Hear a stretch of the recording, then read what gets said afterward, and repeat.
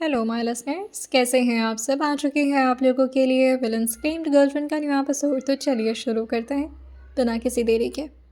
वानी जो समझ चुकी थी कि अब उसे अकेला तो नहीं छोड़ने वाले ये लोग, और उसे उन सारे लोगों के हिसाब से ही रहना पड़ेगा। और अगला दिन होता है। वानी जो कि अब धीरे धीरे सारी चीज़ों को समझना शुरू कर दी थी, वो खुद बिना किसी के कहे जाकर फ्रेशन अप होती है और खुद आकर के कपड़े वगैरह पहनकर अच्छे से तैयार हो जाती है। और तभी अपनी हेल्पर को बुलाते हुए कहती है, मिशू, वैसे ये बॉस अब मुझसे मिलेंगे तो ना।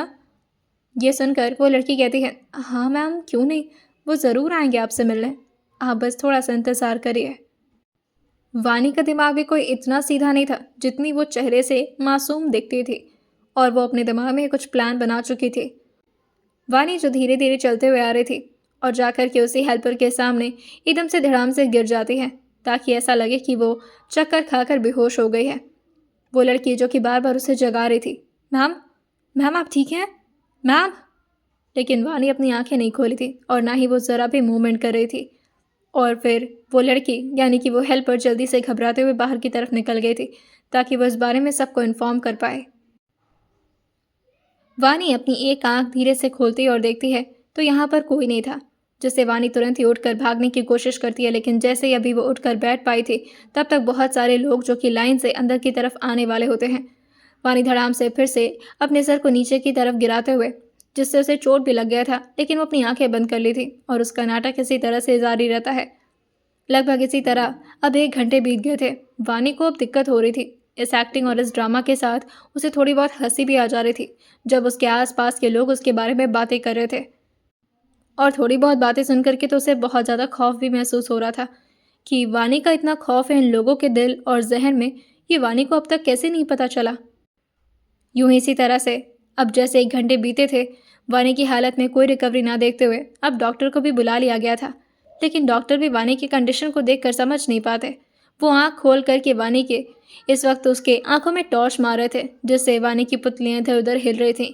वो डॉक्टर कहते हैं, ज़्यादा क्रिटिकल कंडीशन नहीं है, ठीक हो जाएगी, आप लोग परेशान मत होइए, बस ये जैसे उठेंगे इन्हें कुछ खिला दीजिएगा, शायद वीकनेस हो गई होगी। और ये बोलकर वो डॉक्टर वहाँ से चले गए थे। अब वानी जो अपनी आंखों को धीरे धीरे इधर उधर करती है और फिर एक गहरी सांस भरते हुए कहती है, हाँ, मुझे डॉक्टर से कुछ बात करनी है।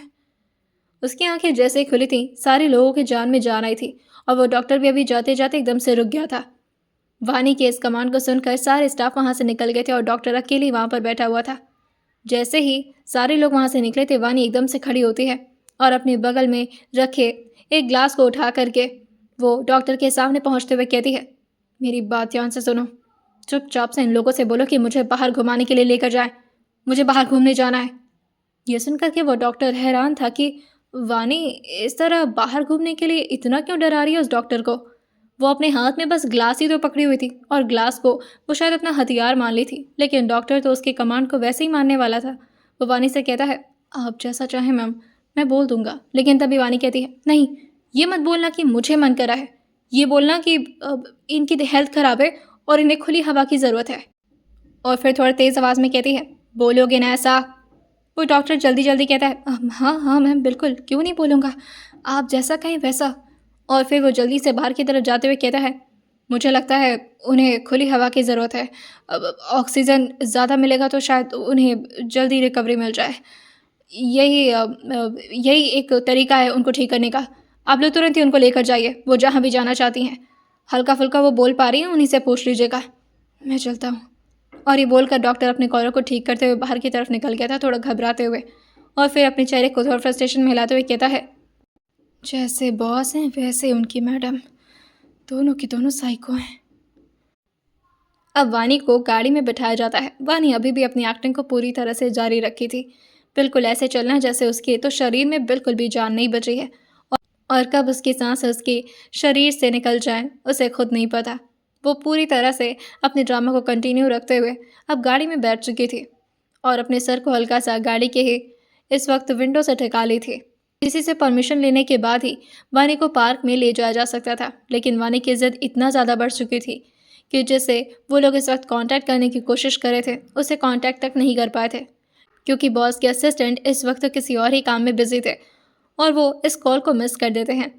अब वानी आ तो चुकी थी उस पार्क में, लेकिन वहाँ बैठे स्टाफ की हिम्मत नहीं हो रही थी कि वो वानी को बिना अपनी बॉस के परमिशन के पार्क के अंदर ले जा सके। तभी वानी हल्का हल्का अपनी आंखें खोलते हुए कहती है, आ गए क्या हम लोग? वानी की बात सुनने के बाद अब कोई वानी से झूठ तो नहीं बोल सकता था, क्योंकि इतनी हिम्मत तो किसी की नहीं थी, जिससे वो सब थोड़े डिसअपॉइंटमेंट के साथ ही अपने चेहरे को हाँ मिला दिए थे। अब क्या था, वानी तुरंत ही है अपनी कार का गेट खोलती है और जैसे ही वो अपने कदम को बाहर रखी थी, सारे बॉडीगार्ड्स एकदम से तैनात हो गए थे और सबके हाथ में राइफल, जो कि पूरी तरह से अब रेडी थी कि अगर कोई भी खतरा आसपास भी वानी के पहुंचेगा तो उसे पूरी तरह चकनाचूर कर देंगे। वानी जो बाहर की तरफ निकलते हुए एक गहरी सांस भरती है और अपने हाथों को थोड़ा फैलाते हुए कहती है, हाँ, कितना रिलैक्स मिल रहा है, वरना मुझे तो लग रहा था उस मेंशन में मेरा दम ही घुट जाता। और फिर वो पीछे अपने हेल्पर को बुलाते हुए कहती है, मिशु, तुम्हें पता है, अगर तुम लोग मुझे वहाँ और देर तक रखते ना तो सच में मैं मर जाती, और फिर तुम लोग का क्या होता मिशु? यह सुनकर के सारे लोग जो कि अपने थूक अटक लिए थे और अपने सर को हल्का नीचे झुकाए हुए कहते हैं, मैम आप प्लीज़ हम लोग के साथ ही रहिएगा, वरना बॉस हम लोग को बहुत डांटेंगे। इस एक्शन से या हो सकता हो वो इतना नाराज़ हो जाए कि हमारी। तभी वानी अपना हाथ दिखाते हुए कहती है, क्या करेंगे? बोल देना कि मेरी मर्जी थी, और ये जो भी है ना तुम्हारे बॉस, ये इतना ज़्यादा अकड़ू क्यों है और इतना ज़्यादा सबको कंट्रोल में क्यों रखते हैं? बुली करना उनका फेवरेट काम है क्या? उनको बोल देना मुझे सांस नहीं आ रही थी उस मेंशन में, इस वजह से मैं पार्क आ गई थी, और मेरे ज़्यादा आगे पीछे लगने की ज़रूरत नहीं है, मैं खुद भी घूम सकती हूँ। वानी एक कदम जैसे ही पीछे की तरफ मुड़ते हुए पार्क की तरफ आगे बढ़ाई थी, सारे लोग जो कि एक कदम उठा करके आगे की तरफ रख दिए थे। वानी जैसे जैसे अपने स्टेप्स आगे बढ़ा रही थी, पीछे जो कि पूरी फौज लगी हुई थी। वानी परेशान होते हुए कहती है, ये क्या चल रहा है मेरे पीछे? मैं क्यों कोई सिंघम हूँ जो पूरे ग्रुप को लेकर साथ में चल रही हूँ, या कोई आंदोलन पर आई हूँ क्या? ये सब मेरा पीछा कैसे छोड़ेंगे? तभी वानी के दिमाग में एक और आइडिया क्लिक करता है और वो पीछे मुड़ते हुए कहती है, सुनो, अब मुझे ना बहुत तेज़ वॉशरूम लगी है, देखो अब इसके लिए तुम लोग मेरे पीछे पीछे मत आना, हाँ? मैं देखती हूँ पार्क में वॉशरूम। लेकिन तभी एक बॉडीगार्ड जो कि भाग कर आते हुए कहता है, आई मैम, मैं बताता हूँ कहाँ पर है। वानी जो उसको घूरते हुए कहती है, तुम क्या सारे पार्क के वॉशरूम को जानते हो? मैं बोल रही हूँ ना मैं चली जाऊँगी। लेकिन तभी वो लड़का कहता है, नहीं मैम, आपको ऐसे नहीं अकेले छोड़ सकते, आप परेशान मत होइए, आपको यहाँ पर लाया गया है इसलिए हमें यहाँ के लोकेशन की हर एक चीज़ अच्छी तरह से पता है, आप चलिए हमारे साथ। वानी जो अपना सर अपने हाथों से रब करते हुए कहती है, फंस गई यार, बहुत बुरी फंस गई, अब कैसे भागूंगी? हे भगवान, हे मेरे कान्हा, प्लीज़ मुझे कोई रास्ता दिखाओ। तभी जैसे ही वानी अब वॉशरूम की तरफ आगे बढ़ती, सारे फौज फिर से उसके पीछे पीछे आने लगे थे, और ये लगभग 24 से 25 आदमी थे। उसमें से 2 जो कि अलग से फीमेल स्टाफ थी, जो वानी के लिए यहाँ पर आई थी। अब जिस तरह से वानी को उसके वॉशरूम तक जाने के लिए सब पीछे पीछे आ रहे थे, वानी परेशान होते हुए पीछे मुड़ते हुए कहती है, बस बस मुझे एक ही लड़की चाहिए जो मेरे साथ जाए, और वो मेरी हेल्पर होगी, मैं सबके साथ इस तरह वॉशरूम नहीं जा सकती। Try to understand, this is my privacy. समझ रहे हो ना तुम लोग? और वो ये बहुत ही स्ट्रिक्टली बोली थी, लेकिन अंदर ही अंदर उसको बहुत डर था कि ये मोटे तगड़े मुस्तंडे उसकी बात मानेंगे तो ना। हाँ, लेकिन उसका लक काम कर गया था। उसकी बात मानते हुए सारे लोग जो कि अपनी जगह पर रुक गए थे, और सिर्फ हेल्पर मीशू ही उसके साथ आगे बढ़ती है। तभी वानी जो कि अच्छा मौका देखते हुए कहती है, काफ़ी खूबसूरत जगह है ना? मीशू भी दर्द देखते हुए कहती है, हाँ मैम। तभी वानी जो कि मीशू के ठीक लेफ्ट साइड में एक पेड़ की तरफ इशारा करते हुए कहती है, अरे वो कौन सा जानवर है?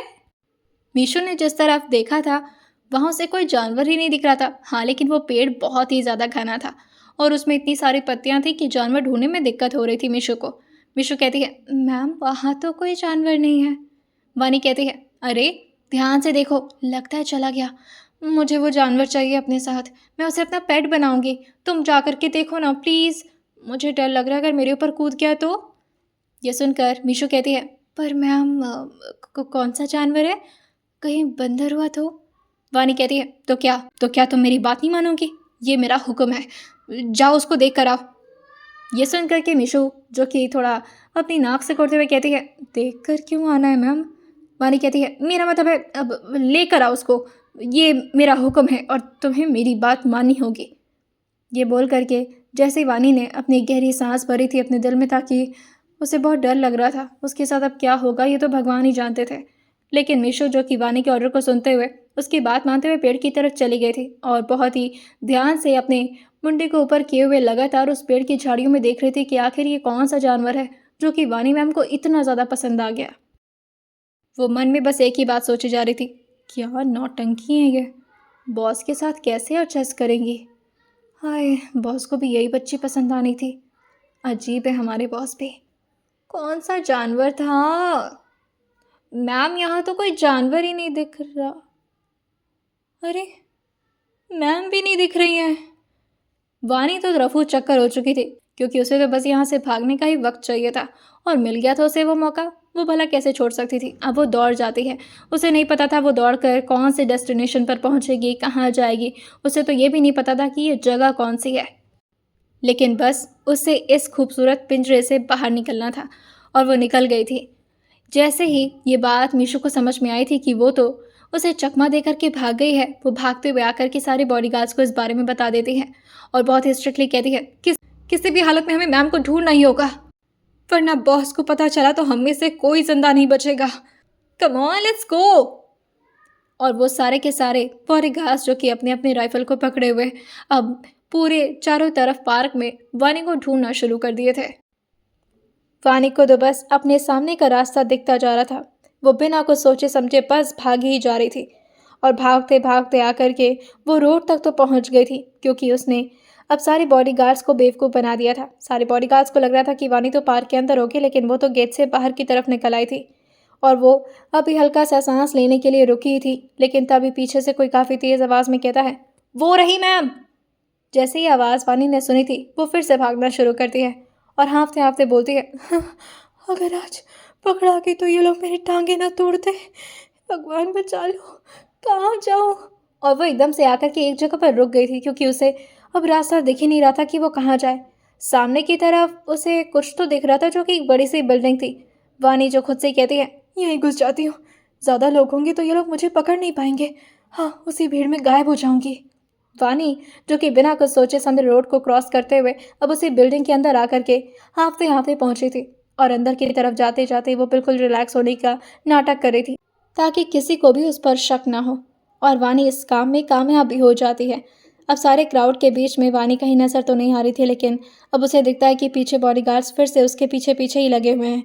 हाँ, वो बात अलग थी कि वो वानी को अभी तक ढूंढ नहीं पाए, जिससे वानी फिर से थोड़ा तेज़ कदमों से चलना शुरू कर दी थी। वानी जो भीड़ के साथ चलते चलते लिफ्ट के अंदर आ गई थी और उस लिफ्ट में जाते जाते अब वो जिस जगह लिफ्ट रुकती है वानी तुरंत ही बाहर की तरफ निकल गई थी। और जैसे ही अभी वो नीचे की तरफ झांक कर देखती है तो सीढ़ियों से वो सारे मुस्तंडे जो कि उसके पीछे पीछे ही आ रहे थे, शायद उन्होंने वानी को देख लिया था, ऐसा वानी को लगता है। अब उसकी सांसें और बढ़ चुकी थी और परेशान होते हुए कहती है, अब कहाँ जाऊँ मैं। चिंता भी भगवान जो कि उसकी मदद करते हुए उसके ठीक सामने एक दरवाज़ा दिखाते हैं उसे, और वानी बिना सोचे समझे उसी दरवाजे के अंदर भाग कर गई थी और जाकर के काउंटर के पीछे छुप जाती है। ये बहुत बड़ा सा कैबिन था और बहुत ही ज़्यादा स्टाइलिश और मॉडर्न लग रहा था। वानी बिना सोचे समझे घुस तो गई थी, लेकिन बस उसे इस बात की राहत थी कि अब उसे कोई ढूंढ नहीं पाएगा और वो भगवान से बस एक ही बात मनाई जा रही थी, हे भगवान जी, कान्हा जी प्लीज़ मदद करना, मुझे उन लोगों के पास नहीं जाना, भगवान जी प्लीज़ बचा। और फिर उसको कुछ जूतों के चलने की आवाज़ सुनाई देती है, जिससे वानी एकदम से डर गई थी और खुद को पूरी तरह अपने हाथों को बीच छुपाने की कोशिश करने लगती है। साथ ही उसने अपने घुटनों को मोड़ करके उसी पर अपनी ठुड्डी टिका ली थी और फिर धीरे धीरे अपने पैरों के बीच ही अपने चेहरे को छुपाना शुरू कर देती है ताकि उसे कोई भी ना देख पाए। उसे बहुत डर लग रहा था, उसकी बॉडी हल्की हल्की शिवर तक कर रही थी और साथ ही उसकी आवाज़ जो कि हल्का हल्का रोते रोते आसपास के सारे माहौल में एक अजीब सा टेंशन का माहौल क्रिएट कर रही थी। दरवाज़ा जो कि हल्का सा जैसे ही खुला था, वानी एकदम से परेशान होकर के और ज़्यादा अपने आप को सिकोड़ लेती है। लेकिन जब जाकर के दरवाज़ा बंद हुआ था तब जाकर के वानी को थोड़ी राहत मिली थी। इस वक्त दो आदमी जो कि अंदर की तरफ आए थे और आपस में बात करते हुए कहते हैं, I don't know what the shit is going on. ऐसे कैसे कर सकते हैं, ये कॉन्ट्रैक्ट है, कोई मजाक नहीं है। देखो मुझे नहीं पता, खुद जा। लेकिन तभी उसकी वो आदमी एकदम से रुक जाता है और साथ ही पीछे आ रहे आदमी को भी अपनी उंगली से शांत रहने का इशारा कर दिया था। शायद उसने कुछ देख लिया था ऐसा जो कि उसके कैबिन में नॉर्मल नहीं था, और वो धीरे धीरे आगे की तरफ बढ़ता है।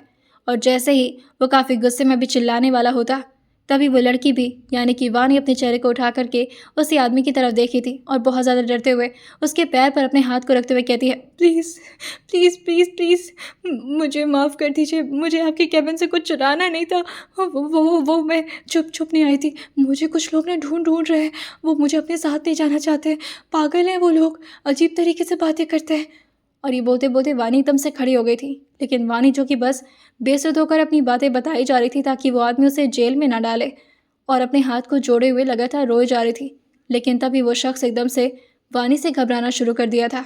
अब बात उसे ये नहीं समझ में आ रही थी कि वानी जो कि इतने आराम से उसके सामने इस तरह की बातें कर कैसे रही है। वो आदमी एकदम से अपने चेहरे को पीछे मोड़ते हुए कहता है, ओह इट्स ओके, वो ठीक है, तुम जा सकती हो। तभी वानी कहती है, thank you so much sir. और ये बोल करके जैसे अभी वो दरवाजे तक पहुंची थी भागते भागते, वो एकदम से पीछे मुड़ते हुए कहती है, आप अब एक मिनट, आप ज़रा मेरी तरफ घूमेंगे क्या? वो दोनों आदमी अपनी शक्लें छुपा रहे थे और इधर उधर देखते हुए कहते हैं, नहीं हमें बहुत काम है। दूसरा आदमी भी कहता है, और नहीं तो क्या, हम क्या तुम्हें अपनी शक्ल दिखाने के लिए बैठे हुए हैं?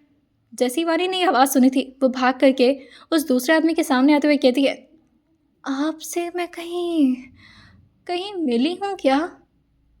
वो लड़का अपने चेहरे को नीचे करते हुए कहता है, नहीं बिल्कुल नहीं। और वो जानबूझ करके अपने चेहरे को कभी ऊपर उठाता तो कभी दूसरी तरफ जहाँ पर वानी नहीं थी, और वो ऐसा प्रिटेंड कर रहा था कि वो वानी को बिल्कुल नहीं जानता और वानी भी उसे ना ही पहचाने तो ही अच्छा होगा। लेकिन वानी जो कि अपने डिटेक्टिव दिमाग को लगातार घुमाए जा रही थी, और फिर धीरे धीरे कदमों से आगे बढ़ते हुए आकर के उस आदमी के सामने खड़ी होती है जो अभी बहुत तेज़ तेज़ चिल्ला रहा था, और उसकी तरफ बहुत ही ध्यान से देख रही थी। लेकिन उस शख्स की हिम्मत नहीं हो पा रही थी कि वो वानी से नज़रें मिला सके। वानी उसको ऊपर से नीचे तक स्कैन करती है, फिर नीचे से ऊपर तक, लेकिन अब उस आदमी को लगता है कि वानी को कुछ तो शक हो रहा है। वानी उसको ऊपर से नीचे और नीचे से ऊपर स्कैन कर रही थी, और जैसे उस आदमी को ये शक होता है कि वानी को तो अब सब कुछ पता चलने ही वाला है, वो तुरंत ही पीछे मुड़कर कहता है, चलो यहाँ से, हमें और भी काम है, और आप भी निकलिए मोहतरमा। वानी जो उस आवाज़ को सुनते हुए कहती है, आर्यन। उसने बहुत ही शक भरी आवाज़ में बोला था, जैसे उसका दिमाग अभी काम ही कर रहा हो कि क्या वो इस आदमी को जानती है। लेकिन जैसे ही वानी ने इतना बोला था, वो दोनों के दोनों एकदम से डर गए थे, और एक आदमी जो कि दूसरे आदमी को लगातार घूरे जा रहा था। वानी उसकी तरफ भाग कर आते हुए कहती है, आप आर्यन को जानते हैं क्या? वो आदमी जो अभी तक तो ये सोच रहा था, बस फूट गया मेरा भांडा, गया काम से। लेकिन जैसे ही वानी ने दूसरा सवाल किया था, वो आदमी उसको बहुत ही ध्यान से देखकर हल्का सा स्माइल करते हुए कहता है, हाँ कौन? लेकिन अभी वो अपनी पूरी बात कंप्लीट कर पाता, दूसरा शख्स जो कि उसके हाइट से थोड़ा सा छोटा था, वो कहता है, हम हाँ आर्यन की बात कर रही है, आर्यन के, अपने आर्यन की। उस आदमी की बात सुन करके वानी कहती है ना, आप जानते हैं ना, मुझे लग ही रहा था आप उसके कुछ तो लगते होंगे। अब क्या लगते हैं आप उसके? वो लड़का जो कि इस वक्त वानी के सामने खड़ा था, अपने सर पर अपना हाथ इधर उधर घुमाते हुए कहता है, मैं क्या लगता हूँ उसका, मैं क्या? लेकिन तभी दूसरा शख्स जो कहता है, ये आर्यन के बड़े भाई लगते हैं, आर्यन का छोटा भाई है, सेम सेम दिखते हैं ना? वानी कहती है, हाँ बिल्कुल, और आप भी दिखते हैं एकदम सेम, अखिल की तरह। आप भी अखिल को जानते हैं? वो शख्स कोई और नहीं था बल्कि अखिल ही था, और दूसरा शख्स जो कि अखिल से थोड़ा हाइट में बड़ा था और उसकी पर्सनालिटी थोड़ा ज़्यादा चार्मिंग थी, वो था आर्यन। और आर्यन जो कि वानी की बात को सुनते हुए कहता है, हाँ ना, क्यों नहीं जानता होगा, अखिल का बड़ा भाई जो है ये, है ना? वानी कहती है, ओह माय गॉड, मेरी किस्मत इतनी अच्छी नहीं हो सकती, आप आर्यन के बड़े भाई हैं? वानी की बात सुनकर वो आदमी कहता है, हाँ बड़ा भाई ही हूँ। आर्यन ये खुद बोल रहा था कि वो खुद आर्यन का बड़ा भाई है, और इस बात को बोलने के बाद वो लगातार अखिल को ही अपनी काली गहरी निगाहों से घूरे जा रहा था, क्योंकि उसी की वजह से तो सब कुछ हो रहा है। वानी कहती है, तो मतलब आप दोनों आर्यन और अखिल के बड़े भाई हैं? ओह थैंक गॉड, आप लोग मुझे मिल गए। आपको पता है, मुझे ना कुछ लोग किडनैप कर लिए हैं। जैसे ही वानी ने यह घबरा करके बोला था, सामने खड़ा आर्यन जो कि उसकी बातों का जवाब देते हुए पूछता है, हो किडनैप? तभी पीछे से अखिल हंसते हुए कहता है, क्या एक्टिंग करता है तू भाई, अच्छी एक्टिंग सीख रहा है वानी से। वैसे इस वक्त आर्यन को गुस्सा आ रहा था कि जिस लड़की के लिए उसने इतनी सारी सिक्योरिटी लगाई मगर फिर भी वो भाग निकली। किस काम की है उसकी सिक्योरिटी और उसके सारे बॉडीगार्ड्स जिसे वो इतने पैसे खिलाता है। तभी वानी आगे अपनी व्यथा सुनाना शुरू करती है और आर्यन पूरे ध्यान से मन लगाकर उसकी एक एक बात सुने जा रहा था। और मुझे वहाँ दोबारा से वापस नहीं जाना, मैं बहुत मुश्किल से भागी हूँ। तभी इस बात को सुनकर के आर्यन अपनी मुट्ठी कसते हुए कहता है, ओह तो तुम भाग निकली? ये सुनकर वानी कहती है, हाँ हाँ मैं भाग निकली, और ये बात ना प्लीज़ आप आर्यन को बता दीजिएगा कि मैं बहुत बुरी तरह से फंस गई हूँ। अखिल कहता है, हाँ हाँ हाँ हम बता देंगे। इस वक्त अखिल और आर्यन की सबसे पहली प्रायोरिटी ये थी कि वो खुद को वानी के सामने अच्छी तरह से हाइड करके रखें, क्योंकि अगर वानी को ज़रा सा भी शक हुआ कि जिसके सामने वो खड़ी है वो आर्यन का बड़ा भाई नहीं बल्कि खुद आर्यन है, तो बहुत गंदी वाली पिटाई होगी आर्यन की। और दूसरी चीज़ कि जल्द से जल्द वानी को यहाँ से बाहर निकाला जाए, क्योंकि ज़्यादा देर तक आर्यन और अखिल एक्टिंग करते नहीं रह सकते थे। अब वानी की तरह हर कोई थोड़ी ना ड्रामेबाज था। अब इसी बात को समझते हुए अखिल जो कि बहुत जल्दी जल्दी उससे कहता है, मैंने कहा ना हम बता देंगे, आप जाइए। तभी वानी अपना हाथ दिखाकर अखिल के बड़े भाई जो कि उसके हिसाब से थे उन्हें रोकते हुए कहती है, 1 मिनट बात कर रही हूँ मैं, और आपको पता है मेरी जान जाते जाते बची है, वहाँ पर कितना ज़्यादा ड्रामा करना पड़ा है मुझे, पता है आपको? ये बोलते बोलते वो आर्यन के बड़े भाई यानी कि उसके हिसाब से बड़े भाई की तरफ मुड़ गई थी। आर्यन जो अपने सर को हाँ में हिलाते हुए कहता है, उसमें तो तुम माहिर हो। आर्यन ने बहुत ही धीरे आवाज़ में बोला था जो कि वानी को सुनाई नहीं दिया था। वानी जो कि आर्यन की तरफ धीरे धीरे आगे बढ़ते हुए पूछती है, वैसे आपका नाम क्या है? आर्यन ने कभी जिक्र नहीं किया आपका। तभी जैसे ही वानी ने ये पूछा था, आर्यन की नज़र उठ करके दोबारा से अखिल की तरफ चली गई थी और वो बहुत घूर घूर कर अखिल को ही देखे जा रहा था कि अब इसका जवाब ही वही दे दे। अखिल तो अपनी नज़रों को चुराने लगा था क्योंकि नाम बताना उसके लिए इतनी भी कोई मामूली बात नहीं थी। आर्यन दिमाग लगाते हुए कहता है, मेरा नाम मेरा नाम क्या है? मेरा नाम विराज, विराज नाम है मेरा। वानी कहती है, ओह लेकिन आर्यन ने आपके बारे में कभी कुछ क्यों नहीं बताया? विराज जो अपने बालों के पीछे अपना हाथ फेरते हुए कहता है, अब ये तो सारे उनसे पूछना ना, तुम मुझसे क्या पूछ रही हो?